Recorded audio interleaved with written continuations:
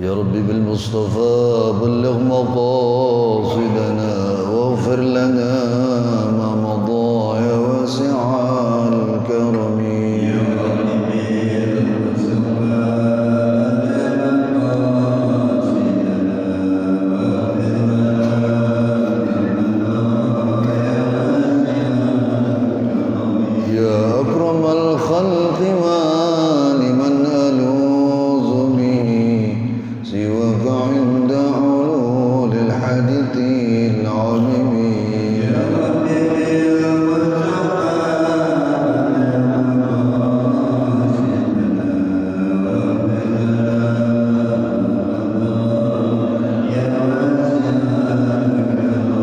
ولن يضيق رسول الله جاءك به إذا الكريم تجلى باسم منتقم. يا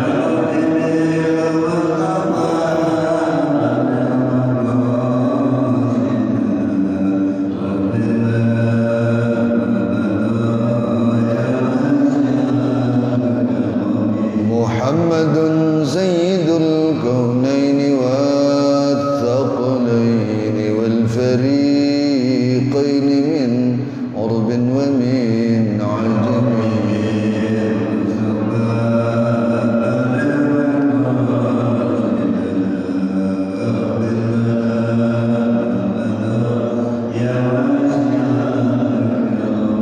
هو الحبيب الذي ترجى شفاعته لكل هول من الأهوال مقتحم.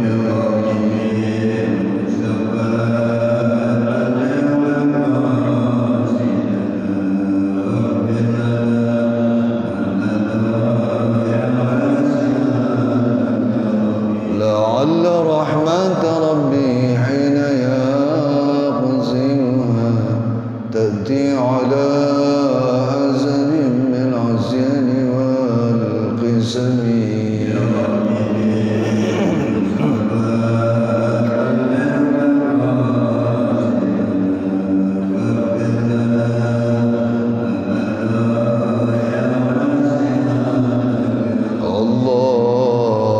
اللهم صل وسلم وبارك عليه وعلى آله إلى حضرة النبي المصطفى رسول الله محمد بن عبد الله وعلى آله وصحبه وأزواجه وذريته وأهل بيته الكرام، ثم إلى مؤلف هذا الكتاب وإلى أرواح مشايخنا وإلى أرواح من أحسن إلينا ونوصونا بالدعاء ومن ليس له زائر لنا ولأحبابنا شيء لله لهم الفاتحة. أعوذ بالله من الشيطان الرجيم. بسم الله الرحمن الرحيم. الحمد لله رب العالمين الرحمن الرحيم مالك يوم الدين. إياك نعبد وإياك نستعين. اهدنا الصراط المستقيم صراط الذين أنعمت عليهم غير المغضوب عليهم ولا الضالين. رب اغفر لنا ولوالدينا آمين.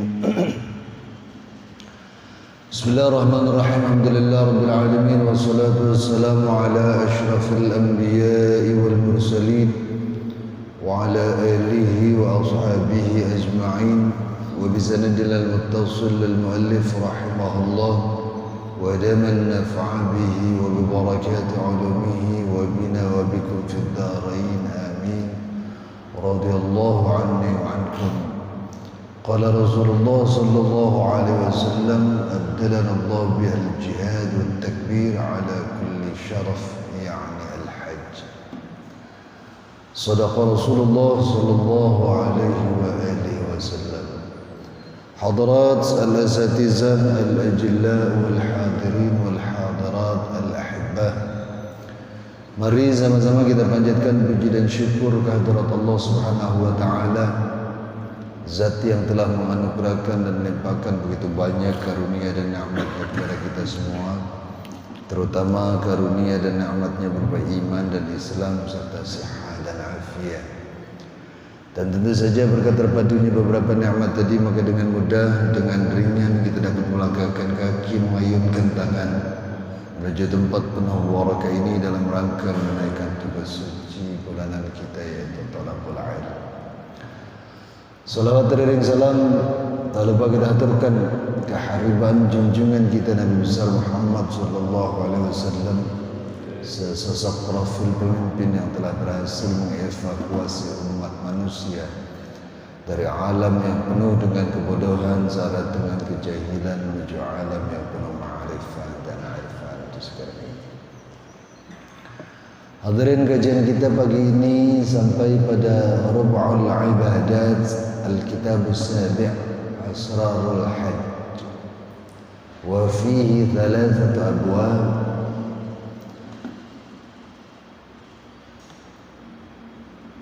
Kita sudah sampai pada 1/4 bagian kitab Ihya yang membahas tentang ibadat. Kalau di kitab aslinya ini masih kitab jilid pertama ya.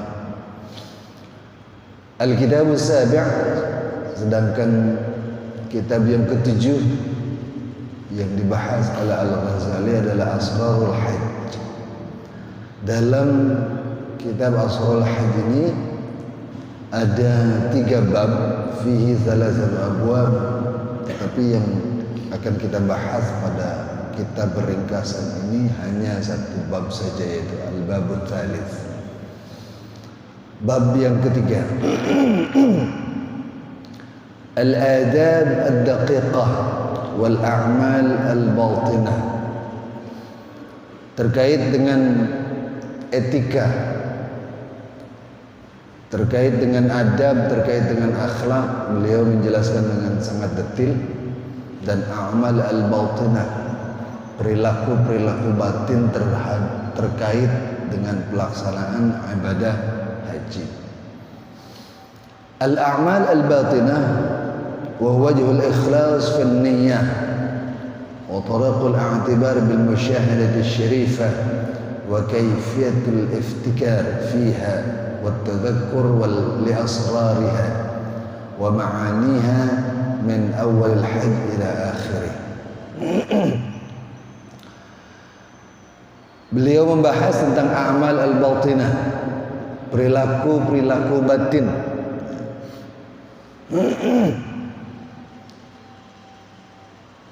Wa wajhul ikhlas, bentuk keikhlasan dalam berniat. Wa tariqul i'tibar bil musyahadah, dan beliau memberikan contoh i'tibar dengan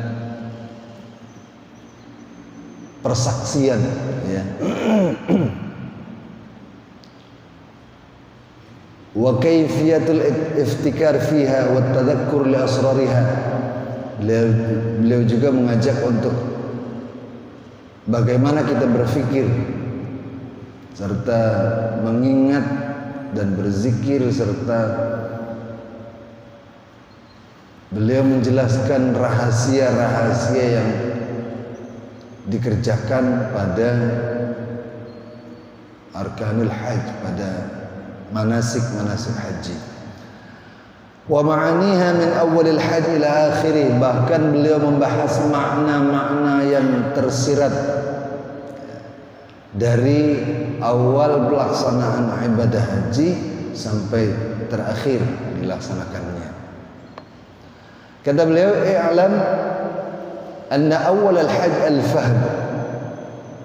Ketahuilah bahwa ketika seseorang melaksanakan ibadah haji, maka sesuatu yang harus dia lakukan adalah memahami al-fahm, al-fiqh.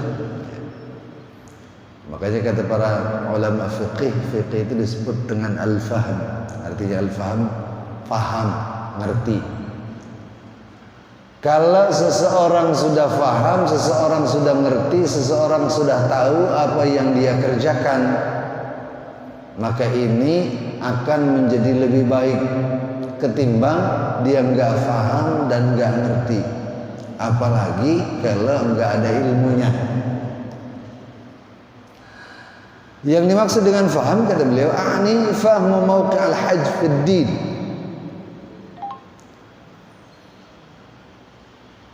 Mengetahui, memahami posisi haji dalam urusan agama. Syauq ilaih, kemudian merasa rindu untuk melaksanakannya. Azm alaih, kemudian berazam, beriktikad, berniat untuk melaksanakannya. Qat'ul alaiq al-mani'a min, kemudian yang harus dilakukan oleh seseorang yang akan melaksanakan ibadah haji adalah memotong hal-hal atau memutus perilaku-perilaku atau hal-hal yang bisa mencegah diterimanya pelaksanaan ibadah haji oleh Allah Subhanahu wa taala.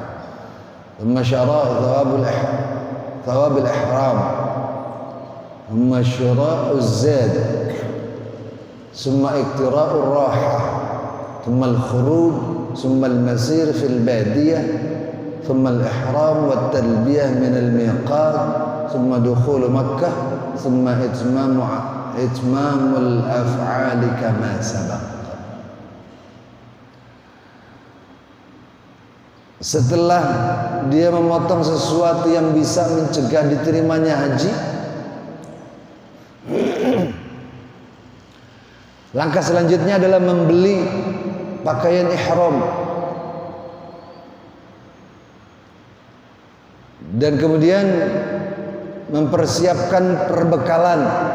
Di sini beliau menggunakan kata syirah. Kalau sekarang barangkali perbekalan itu tidak perlu dibawa perbekalan seperti nggak perlu bawa beras atau makanan-makanan pokok yang bisa menambah beban.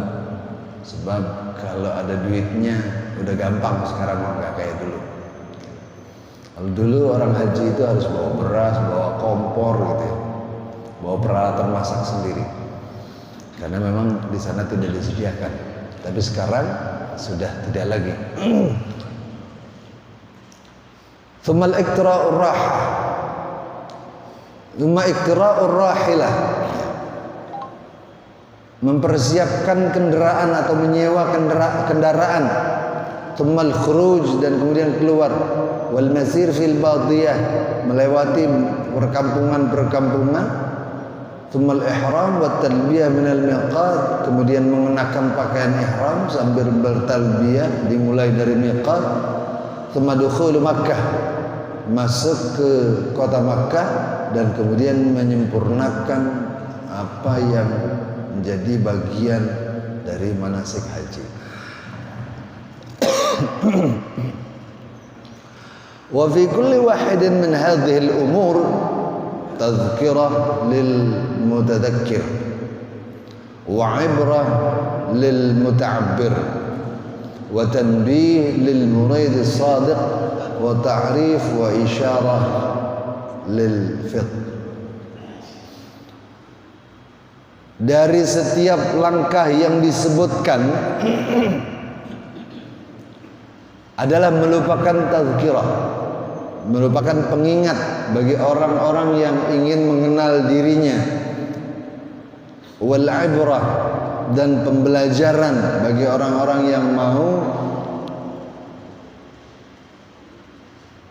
memahami perjalanan kehidupan, wa tanbihil murid as-sadiq, serta merupakan peringatan bagi seorang murid yang benar, wa ta'rif isyarah lil fiqh, dan mengetahui isyarat tersebut hanya bisa difahami oleh orang-orang yang memiliki kecerdasan saja. Amal faham, kalau tadi disebut yang langkah pertama sebelum melaksanakan haji adalah al-faham. Kemudian al-faham di sini disebut amma al-fahm fa'lam anna la wusula ila Allah ta'ala illa bitanazzuh 'anil syahawat wal kaf 'anil ladzat wal iqtisar 'ala ad-darurat fiha wat tajarrud lillah subhanahu wa ta'ala fi jami' al-harakat was sakanat. Ketahuilah anna la wusula ila Allah ta'ala, bahwa seseorang tidak akan sampai kepada Allah subhanahu wa ta'ala illa bitanazzuh, kecuali dengan membersihkan diri minasyahawat, dari nafsu syahwat, wal kaf anil ladzat, serta menahan diri dari hal-hal yang mendatangkan kelezatan, wal iqtisar 'ala ad-darurat,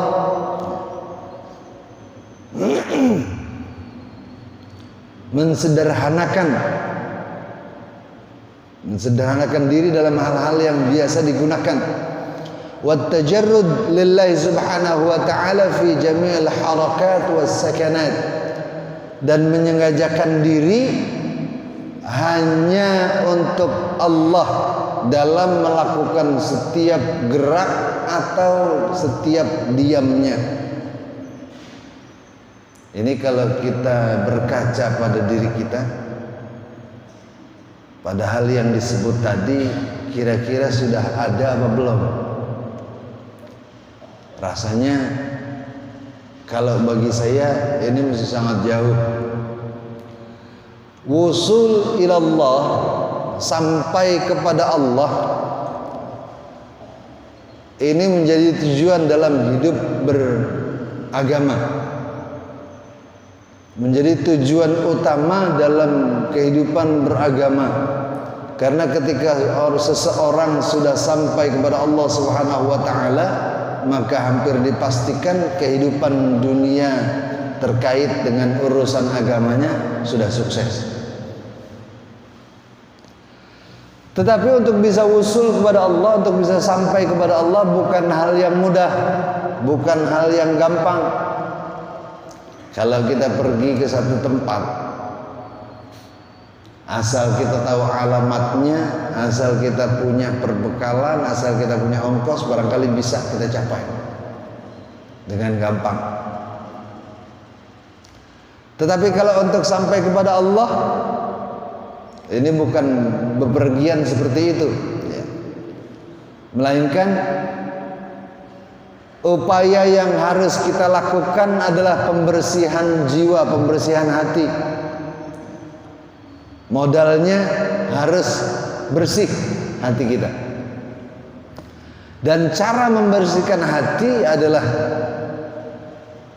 dengan menghindari atau memanage nafsu syahwat yang ada dalam diri kita. Artinya ketika setiap kita memiliki syahwat, memiliki hawa nafsu, maka ketika syahwat ini tidak dimanage dengan baik, tidak dikendalikan dengan baik dan dengan benar, maka tentu upaya pembersihan hati akan mengalami kendala. Belum lagi wal kafu anil ladzat, menahan diri dari hal-hal yang lezat, hal-hal yang menjadi kesenangan dalam kehidupan kita. Apa di antaranya? Ya biasanya dalam kehidupan keseharian kita makan, kita minum, bahkan kadang nggak pakai aturan. Kita makan apa yang kita suka, kita makan apa yang kita punya. Kadang bisa kebanyakan, bahkan kadang kita membuang-buang nikmat yang Allah berikan, dan seterusnya dan seterusnya. Nah, bagian dari apa yang diajarkan ulama dalam kerangka membersihkan hati, di antaranya adalah menahan diri dari hal-hal yang lezat. Kalau biasanya di siang hari kita makan dan minum, coba kita tahan, kita hindari dengan cara berpuasa. Cuma pertanyaannya, kalau disuruh puasa kita senang apa tidak senang? Rasanya saya belum ketemu orang yang menjawab ketika disuruh puasa malah jadi senang. Kalau ada orang yang senang, barangkali ini sesuatu yang sangat langka dan sangat hebat. Kebanyakan orang kalau disuruh berpuasa itu nggak senang. Coba kita tanyakan diri kita. Saat Ramadan tiba, ketika Allah wajibkan kita berpuasa, apa yang ada dalam hati kita? Merasa senang atau merasa tidak senang? Kadang zahir kita menampilkan sesuatu yang senang, kita anggap kita bergembira karena ada sebuah garansi dari Rasulullah SAW, barang siapa yang bergembira menyambut datangnya bulan puasa, bulan Ramadan, maka Allah akan ampuni dosa-dosanya. Maka kita sengaja memperlihatkan zahir seakan-akan kita gembira. Padahal jika kita kembali pada sanubari yang paling dalam, kalau ternyata hati kita benar-benar gembira, berarti kualitas keimanan kita sudah bagus. Tetapi jika belum, karena apa yang diperintahkan bertentangan dengan tradisi keseharian kita, tentu akan bertolak belakang dengan apa yang ditampilkan. Oleh karenanya menahan diri dari hal-hal yang mendatangkan kelezatan ini menjadi bagian dalam pembersihan hati untuk bisa wusul kepada Allah Subhanahu wa taala. Dan kemudian apa yang disebut dengan wusul, apa yang disebut dengan upaya wusul pada Allah Subhanahu wa taala adalah at-tajarrud lillah Subhanahu wa taala fi jami'il harakat was sakanat. Menyengajakan diri dalam melakukan aktivitas atau dalam tidak beraktivitas, baik dalam gerak dan diamnya, itu niatnya untuk Allah Subhanahu wa taala. Artinya apa? Dalam bergerak atau dalam diam, hatinya terus kontak kepada Allah Subhanahu wa taala, dan apa yang dia lakukan semata-mata karena Allah. Diniatkan ikhlas karena Allah Subhanahu wa taala. Dan oleh sebab hal ini, kata Al-Ghazali, wa li adli hadza infarada rahbaniyun fil milal as-sabiqah anil khal wa na'azu ila qulal al-jibal wa athar at-tawahhush anil khal li talab al-uns billahi azza wa jalla.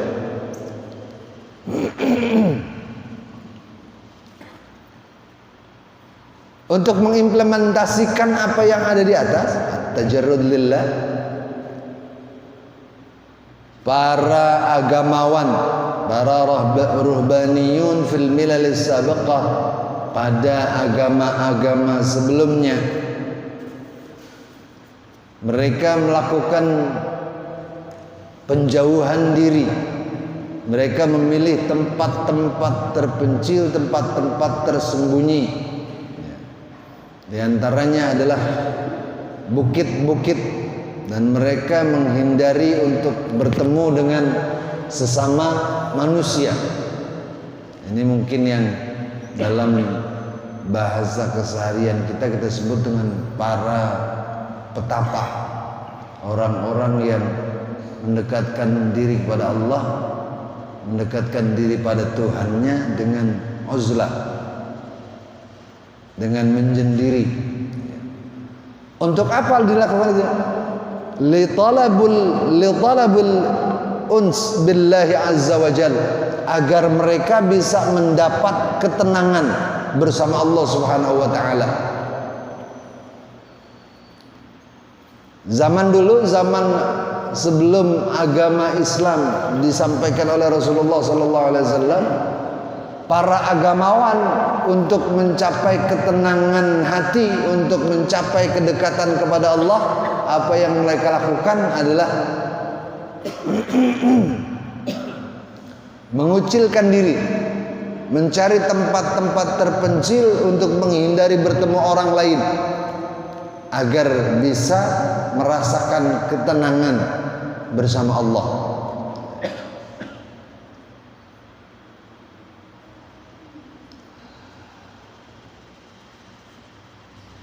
Fataraku lillahi azza wa jal al-ladzat al-hadirah. Mereka sengaja meninggalkan fasilitas kehidupan mereka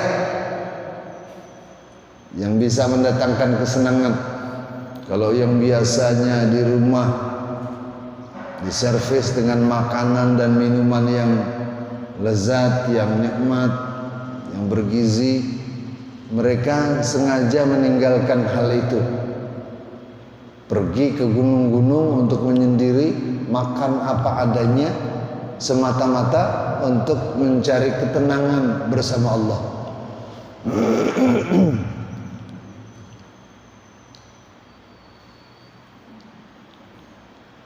Wa alzamu anfusahum al-mujahadat asyaqqah, dan mereka menyengajakan diri untuk memaksa diri mereka bermujahadah, berjuang,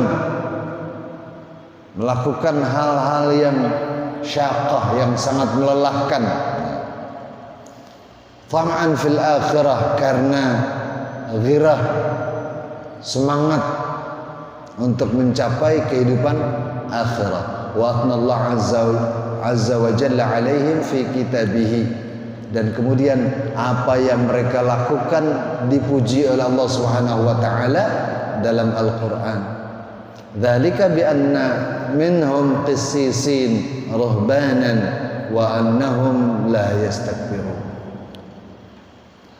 Itu dilakukan karena di antara mereka adalah ada kaum qissisin dan ruhbana, pendeta-pendeta dan agamawan-agamawan, dan mereka tidak menyombongkan diri. Untuk mencari ketenangan, mereka harus melakukan hal tersebut, mengasingkan diri, pergi ke tempat-tempat jauh untuk tidak bersama manusia yang lain, agar bisa merasa tenang beribadah kepada Allah Subhanahu wa taala. Falamman darasa dzalika wa aqbala al-khulq ala ittiba'i syahawat wa hajar at-tajarrud li'ibadatillah azza wa jalla, fataraw anhum wa ba'atha Allah azza wa jalla nabiyahu Muhammadan sallallahu alaihi wasallam. Ketika tradisi ini sudah mulai tidak lagi menjadi hal yang disenangi, manusia sudah cenderung hidup mengikuti syahwatnya, dan mereka menghindar untuk menyengajakan diri untuk beribadah kepada Allah Subhanahu wa taala. Maka kemudian Allah mengutus Nabi Muhammad sallallahu alaihi wasallam li ihya'i tariqil akhirah, untuk kembali menghidupkan perjalanan menuju akhirat, wa tajdid sunnatil mursalin fi sulukiha, dan memperbaharui perilaku para rasul dalam perjalanan kehidupan mereka. Fasa'alahu ahlal milal ala ruhbaniyah wasiyahah fi dini. Kemudian orang-orang ini, orang-orang yang tadinya gemar untuk menyengajakan diri mendekat kepada Allah Subhanahu wa taala, bertanya kepada Rasulullah, perilaku apa, gerangan yang dikerjakan untuk mendekatkan diri kepada Allah. Faqala sallallahu alaihi wasallam, kemudian Rasulullah sallallahu alaihi wasallam menjawab, abdalana Allah biha al-jihad wat takbir ala kulli syarafin, ya'ni al-hajj. Allah Subhanahu wa taala memberikan syariat pengganti buat kita, buat kami, bil jihad, dengan melakukan jihad, wat takbir, dan bertakbir, ala kulli syarafin, dalam tempat-tempat yang tinggi atau pada tempat-tempat yang tinggi. Yang beliau maksud adalah al-hajj, melakukan ibadah haji. Wa su'ila sallallahu alaihi wasallam an as-sa'ihin faqalahum as-sa'imun. Kemudian Rasulullah sallallahu alaihi wasallam ditanya juga, kalau orang-orang yang berjalan di muka bumi untuk beribadah kepada Allah, siapa mereka? Rasulullah menjawab, mereka adalah orang-orang yang berpuasa.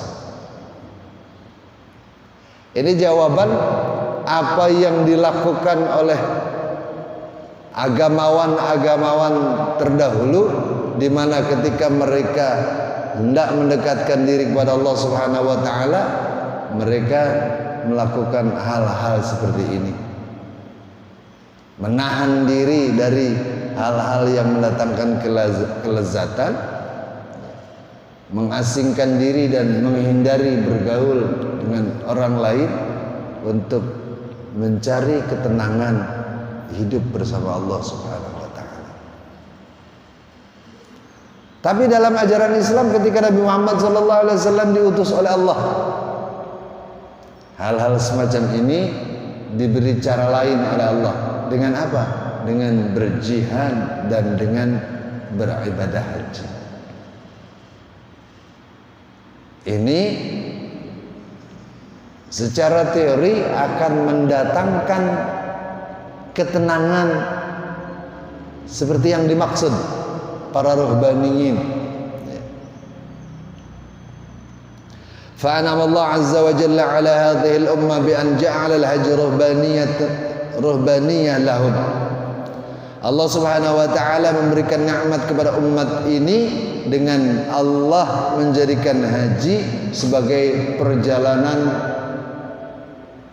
ibadah buat mereka.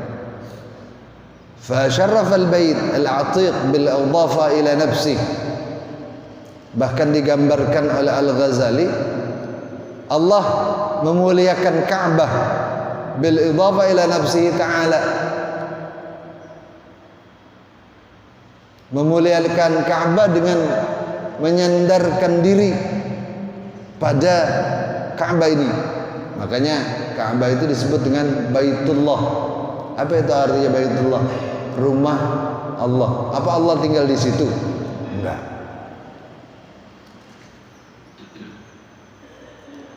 Apa kalau kita ke situ pasti Allah ada di situ? Tetapi ketika pertanyaannya Allah tinggal di situ, ya nggak mungkin. Karena Ka'bah itu kecil. Allah adalah zat yang maha besar, tidak mungkin bisa menampung keberadaan Allah. Tetapi Allah sengaja mengidhafahkan dirinya kepada Al-Bait Al-Atiq ini, pada Ka'bah ini. Untuk apa? Agar orang yang datang ke situ mempunyai ghirah, mempunyai semangat bahwa dia akan berkunjung ke rumah Allah. Tetapi tentu saja ketika kita berkunjung ke rumah Allah, ada etika-etika yang harus kita lakukan. Ada perilaku-perilaku yang harus diperhatikan, bahkan ada sesuatu yang harus kita lakukan ketika kita ingin haji kita menjadi haji yang benar menurut syariat, dan kita ingin haji kita mendapat balasan yang setimpal seperti apa yang disabdakan oleh Rasulullah dalam, di sini tidak ada dalam bab pertama ketika Al-Ghazali membahas tentang dalil wajibnya berhaji. Di antara riwayat yang beliau angkat adalah haji mabrur tidak ada balasan lain kecuali syurganya Allah Subhanahu wa ta'ala. Artinya ketika seseorang ingin mencapai itu, dia harus benar-benar mempersiapkan segala sesuatunya, mulai dari sesuatu yang bersifat fisik serta sesuatu yang bersifat batin. Di antara yang lebih ditekankan di sini adalah perilaku batinnya. Wa ja'ala Arafat,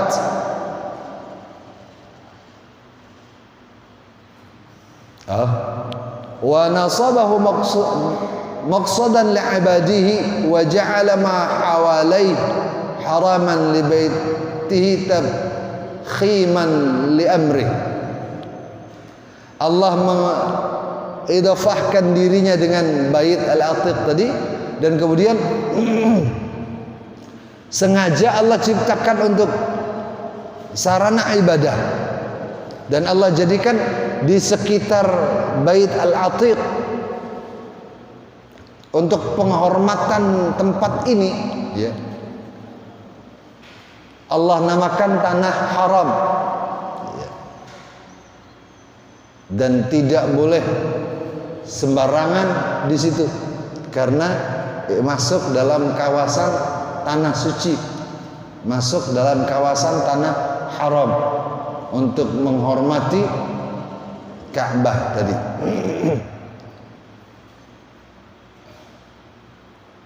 Wa ja'ala Arafat kal mizab ala fina'i hawdih wa akkada hurmatal mawdi' bi tahrim saydihi wa syajari. Dan kemudian Allah jadikan Arafat, padang Arafah, di mana wukuf di Arafah ini menjadi puncak pengerjaan ibadah haji, sebagai tempat-tempat mengalirnya air ke danau. Apa itu bahasa kita kira-kira? Kayak selokan-selokan gitulah, yang bisa mengalirkan air ke tempat yang lebih rendah. Dan kemudian Allah pastikan mengharamkan sesuatu yang biasanya boleh dilakukan pada area ini ketika melaksanakan ibadah haji, seperti berburu, merusak pepohonan, dengan kalau sengaja dilakukan ini bisa terkena penalti, kena denda, kena dam, dan seterusnya dan seterusnya.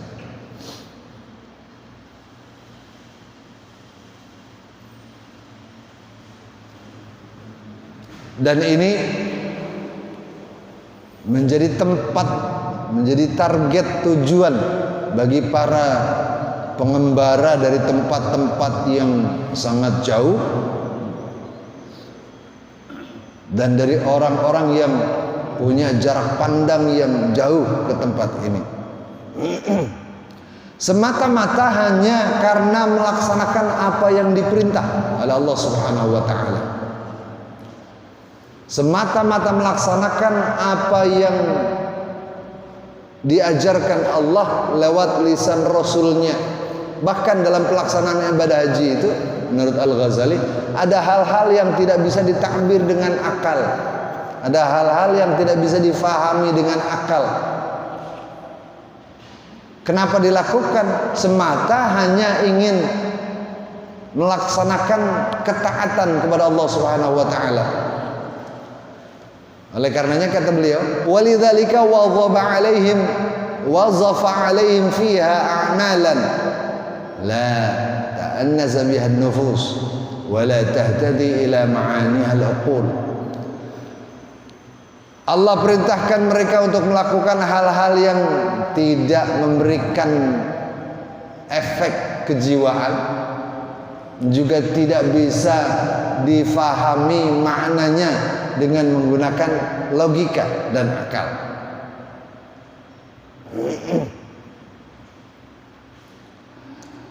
Karamil jimar bil ahjar wa taraddud baina safa wal marwa ala sabil tikrar, seperti melempar jumrah dengan batu.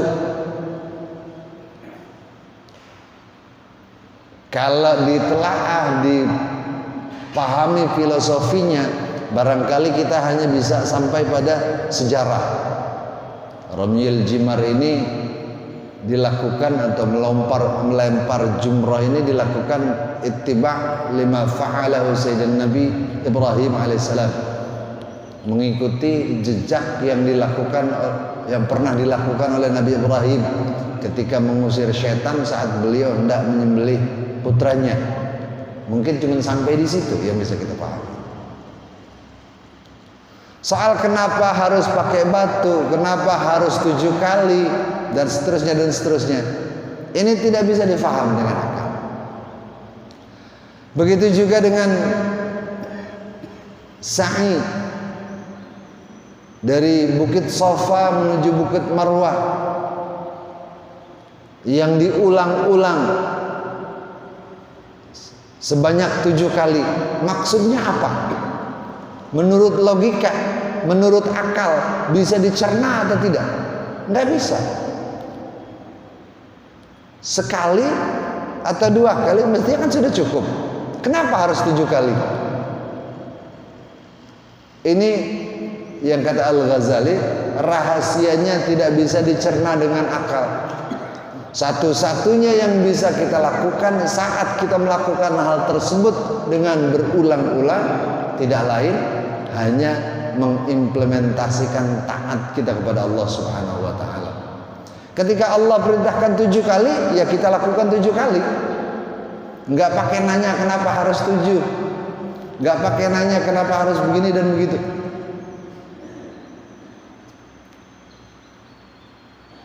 Karena apa? Karena targetnya adalah al-uns billah.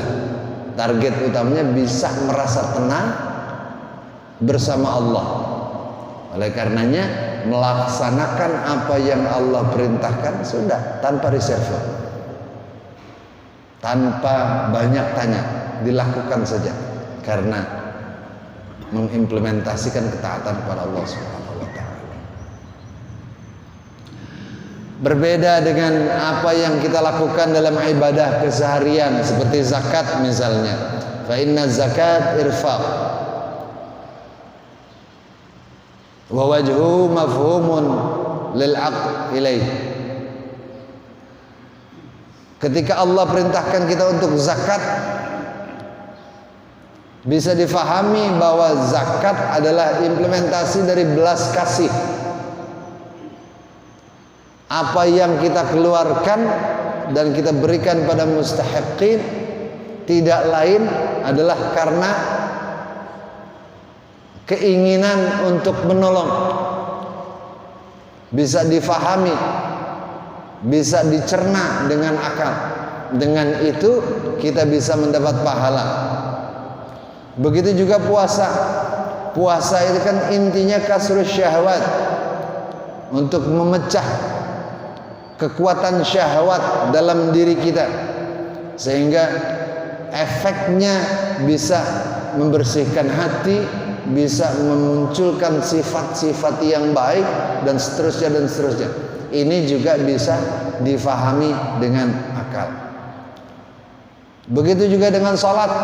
Ketika kita ruku, ketika kita sujud, ini adalah pengimplementasian atau kita mendeklar bahwa kita adalah hamba, Allah adalah Rabb. Dan saat kita melakukan itu, kita rasakan bahwa penghambaan kita terlihat saat kita melakukan rukuk dan sujud. Ini juga bisa difahami dengan akal. Sementara yang tadi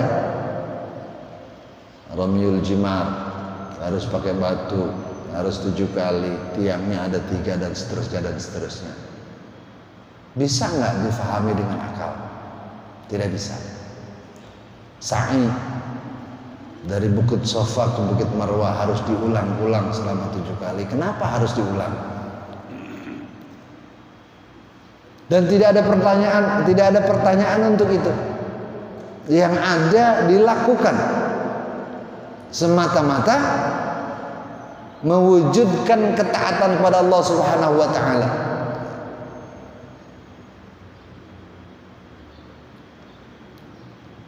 Oleh karenanya orang-orang yang bisa melaksanakan hal ini mereka yang sangat-sangat istimewa.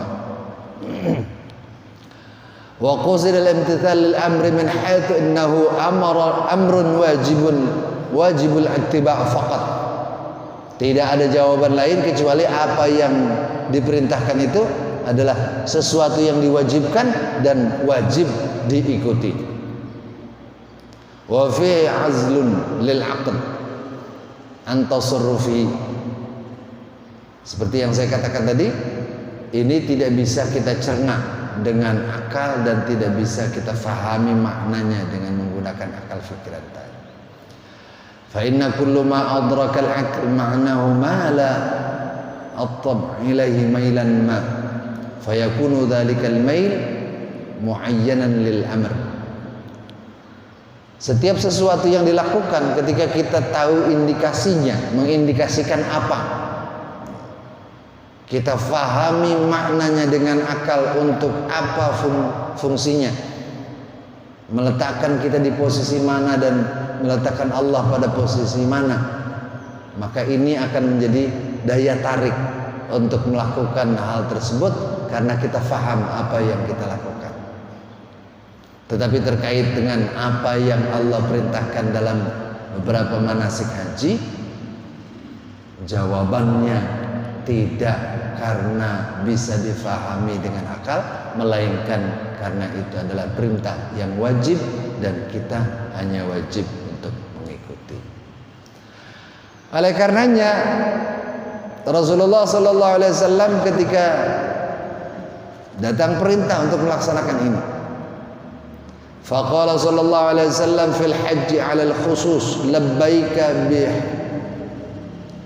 bi hajjatin haqqan ta'abbudan wa riqqa wa lam yaqul dzalika fi salat wala ghairiha. Ketika Rasulullah sallallahu alaihi wasallam diperintahkan untuk haji, secara khusus beliau menyatakan, aku terima perintah haji ini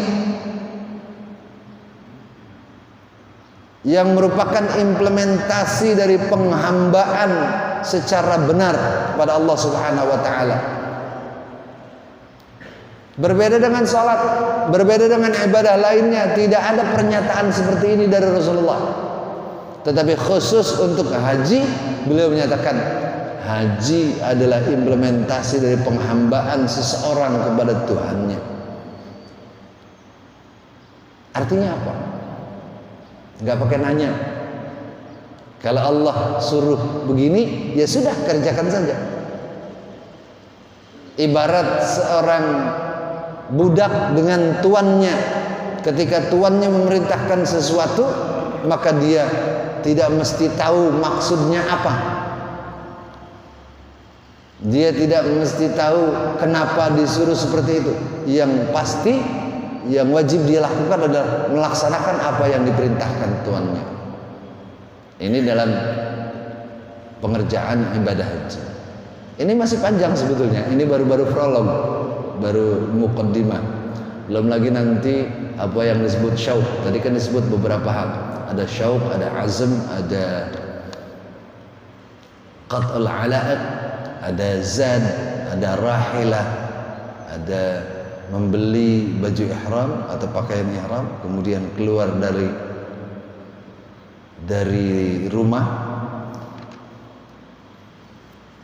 Saya sengaja sudah meringkas hal ini agar pembahasannya tidak terlalu berlarut. Di antaranya adalah syauq. Syauq itu dalam bahasa Indonesia artinya rindu, kangen. Kalau kita merasa rindu, merasa kangen di hati, biasanya disebabkan oleh apa? Disebabkan oleh sesuatu yang kita cintai, kita senang. Untuk bisa muncul rasa cinta dan rasa senang, apa yang harus difahami? Apa yang harus dilakukan? Oleh karena kata Al-Ghazali, sebelum melaksanakan haji itu faham dulu. Ketika orang faham, ketika orang ngerti apa yang dilakukan dalam ibadah haji, tujuannya untuk apa, baru dia akan merasa senang. ketika sudah senang dia akan merasa rindu. Makanya biasanya mayoritas orang yang sudah melaksanakan ibadah haji, kalau ditanya pengen balik lagi apa enggak, jawabannya cuman orang-orang daglong yang kagak mau balik. Kan ada orang yang memberikan pernyataan mungkin karena ya salah pembimbingan atau gimana, begitu pulang haji begitu doang, gue mau kalau suruh lagi nggak mau. Ada nggak yang kayak gitu orang sini? Kalau ada berarti dia belum paham apa yang dia lakukan, dia belum paham. Kalau dia sudah paham, dia udah ngerti apa yang dia lakukan, dia tahu apa yang dia kerjakan semata-mata karena mendekat kepada Allah, maka dia tidak akan memberikan pernyataan seperti itu. Nah makanya haji ini kan ibadah yang pengorbanannya sangat luar biasa.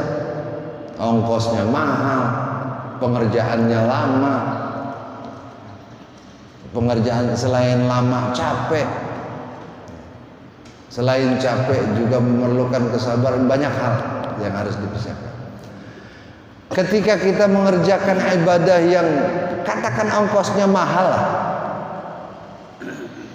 kita kerjakan dengan tidak serius, kita kerjakan dengan tidak memahaminya terlebih dahulu, kan sayang-sayang. Kalau melihat dari apa namanya nominal yang harus kita keluarkan saja, sayang-sayang. Belum lagi kalau tinjauannya jangan-jangan hajinya enggak mabrur, jangan-jangan hajinya tidak sah dan seterusnya dan seterusnya. Kalau sudah kayak begini, nggak akan mendapat balasan dari Allah Subhanahu wa taala berupa syurganya. Syauq, kangen, rindu. Fa innama yanba'athu bi'adamil fahm wa tahaqquq. Udah habis waktunya. Udah satu aja deh. Ntar selanjutnya kita bahas bulan depan. بأن البيت بيت الله عز وجل وأنه وضع على مثال حضرة الملوك فقاصده قاصد إلى الله تعالى عز وجل وزائر له وأن من قصد البيت من الدنيا جدير بأن لا يضيع زيارته فيرزق مقصود الزيارة في ميعاته المطلوب له وهو النظر إلى وجه الله الكريم في دار القرار. Di antara yang bisa memunculkan syauq, memunculkan rasa rindu, harus ada pemahaman bi annal bait baitullah. Rumah yang akan kita kunjungi adalah rumah Allah. Kalau kita ingin berkunjung ke rumah seseorang, sebetulnya yang kita ingin kunjungi pemiliknya apa rumahnya? Kalau cuma rumahnya doang mah ngapain? Kita kepengen ketemu pemiliknya. Nah kalau kemudian Baitul Atiq atau Ka'bah ini disebut dengan Baitullah, maka orang yang bersengaja datang ke sana menjadi apa? Menjadi tamunya siapa? Menjadi tamunya Allah. Orang yang menyengajakan diri untuk datang ke sana adalah menjadi tamu bagi Allah Subhanahu wa taala dan menjadi peziarah bagi Baitullah. Dengan satu harapan, kalau di dunia kita bisa berkunjung ke Baitullah, menyengajakan diri untuk bisa bersilaturahmi. Ini secara filosofis ya, bukan beneran. Menyengajakan diri bisa bersilaturahim dengan pemilik rumah tadi, maka harapan terbesar kita di akhirat kelak kita akan ditempatkan di rumah-rumah milik Allah. Apa rumah-rumah milik Allah yang dimaksud? Surga. Dan kalau di dunia kita bisa berziarah, bertemu dengan Allah meski bukan secara fisik, maka di akhirat akan lebih memungkinkan ketemu Allah. Bahkan dalam Al-Quran Allah jelaskan orang-orang yang akan dimasukkan ke dalam surga.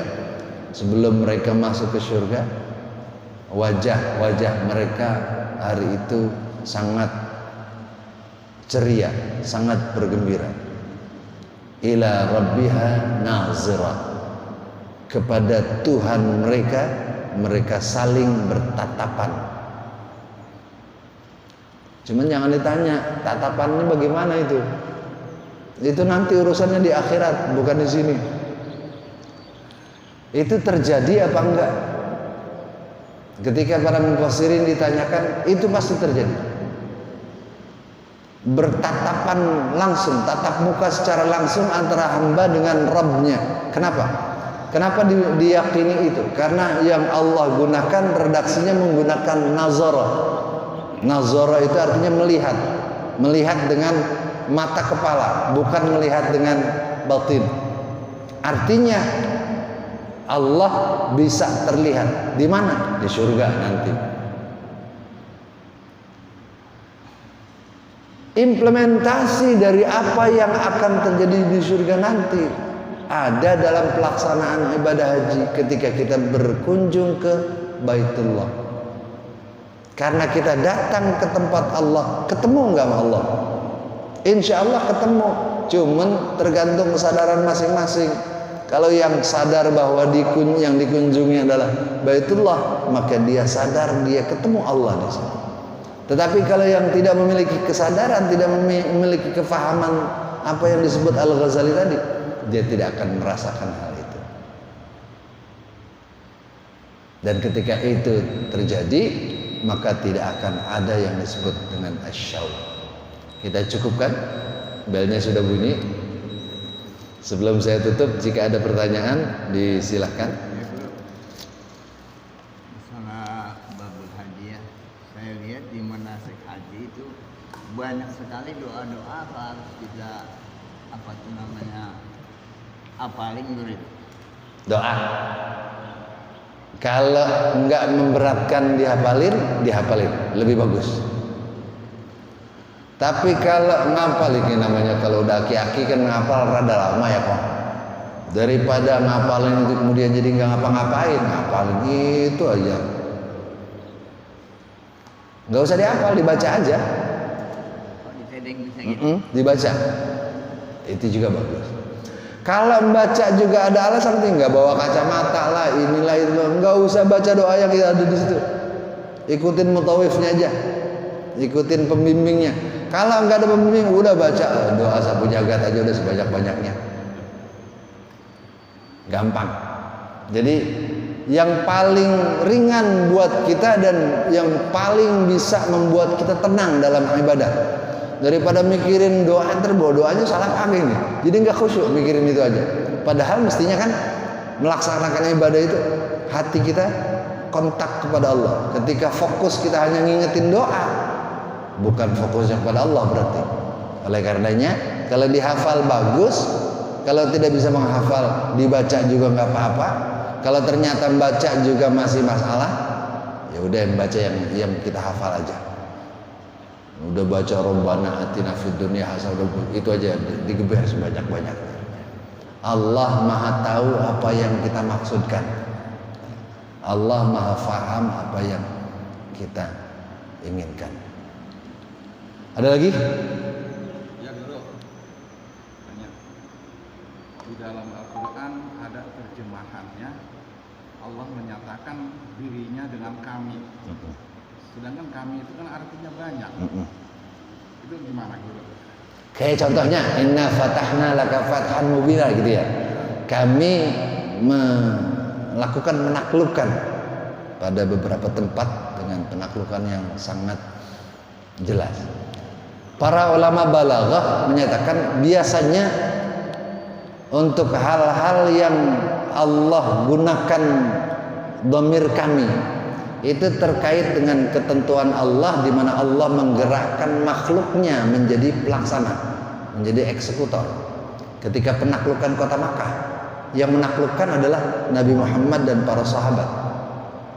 Tetapi itu bisa dilakukan karena kehendak dari Allah. Maka digunakan kata nah, inna fatahna.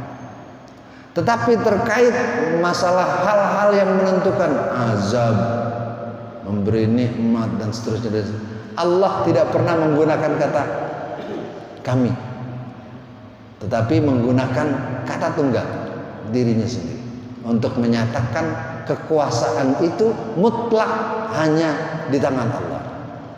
Nah, sedangkan ketika menggunakan kalimat yang menyertakan perilaku hamba, maka dengan bijak Allah menggunakan kata kami.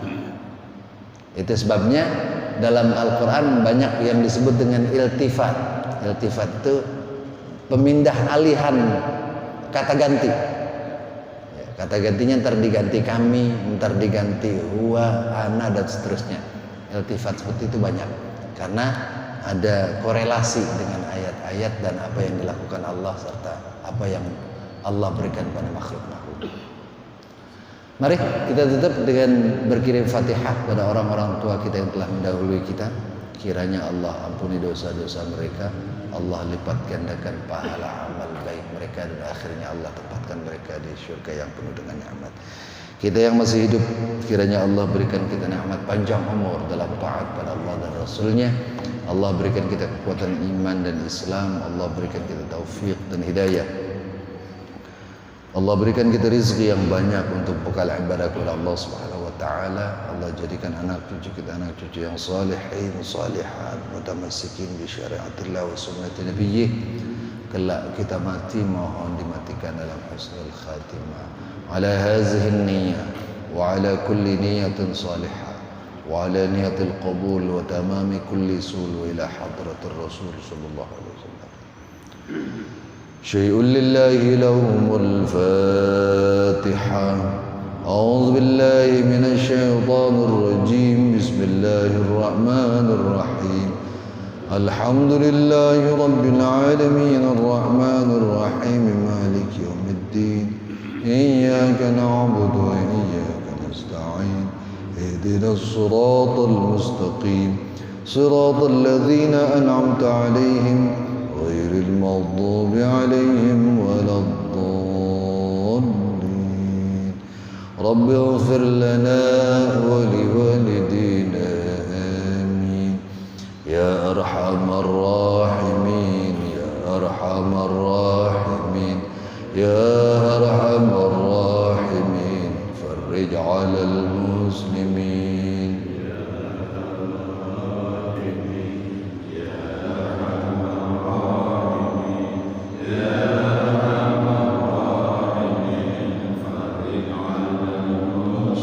يا ربنا يا كريم يا ربنا يا رحيم. أنت الجواد الحليم وأنت نعم المعين.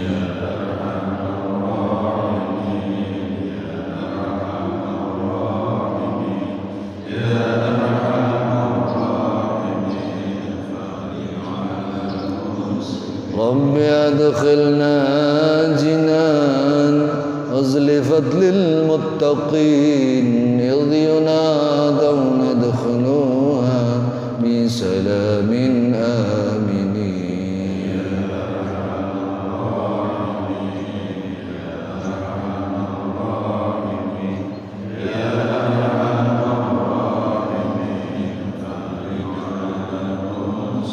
وصلاة الله دوام تبلغ الهادي الأمين وعلى الآل الكرام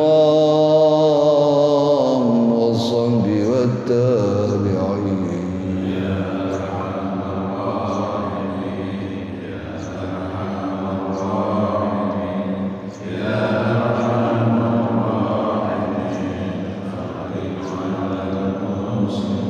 ربنا آتنا في الدنيا حسنة وفي الآخرة حسنة وقنا عذاب النار ربنا وآتنا ما وعدتنا على رسلك ولا تخزنا يوم القيامة إنك لا تخلف الميعاد ربنا اغفر لنا ولإخواننا الذين سبقونا بالإيمان ولا تجعل في قلوبنا غلا للذين آمنوا ربنا إنك رؤوف رحيم صلى الله على سيدنا محمد وعلى آله وصحبه وسلم دعواهم فيها سبحانك اللهم وتحيتهم فيها سلام